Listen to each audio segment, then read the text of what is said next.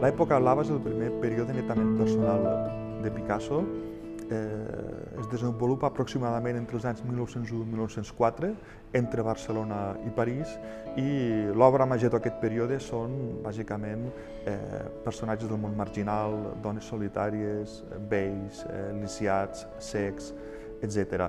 En aquestes composicions, Picasso no pretenia tant retratar personatges reals com retratar idees. Per exemple, no li interessava tant el pobre, el vell, el lisiat, li interessava sobretot la pobresa, la vellesa. Per tant, ell que buscava era transmetre conceptes, sobretot. Per això, la gran majoria de retratats, que probablement estaven inspirats en personatges reals de la Barcelona de l'època, en realitat apareixen a les obres de Picasso sublimats. Apareixen d'alguna manera privats de la seva pròpia individualitat, perquè el que li interessa sobretot a Picasso és transmetre una sèrie d'idees, una sèrie de conceptes.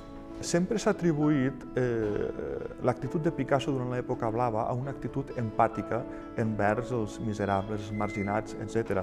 Però al meu entendre, realment aquesta és l'explicació exacta. En realitat, Picasso no formava part de la bohèmia negra, sinó que era una persona que pertanyia a la classe mitjana, que més o menys una família que podia guanyar-se la vida d'una forma absolutament normal, i per tant Picasso no va ser un artista que va tenir problemes econòmics com molts altres artistes de l'època. Sí que és cert que l'època blava va tenir molts problemes per vendre les obres. Va ser un autèntic fracàs de vendes. Per què? Doncs perquè estaven davant de composicions que no responien al gust de l'època.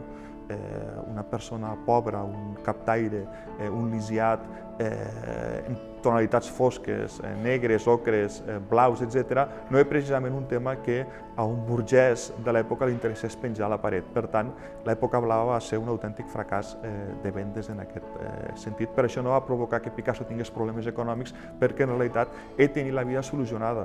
De fet, els 3 primers viatges a París van ser un fracàs i Picasso va haver de tornar a Barcelona. Per què? Perquè a Barcelona tenia els seus pares, la seva mare, que d'alguna manera li ajudaven a sostenir-se econòmicament.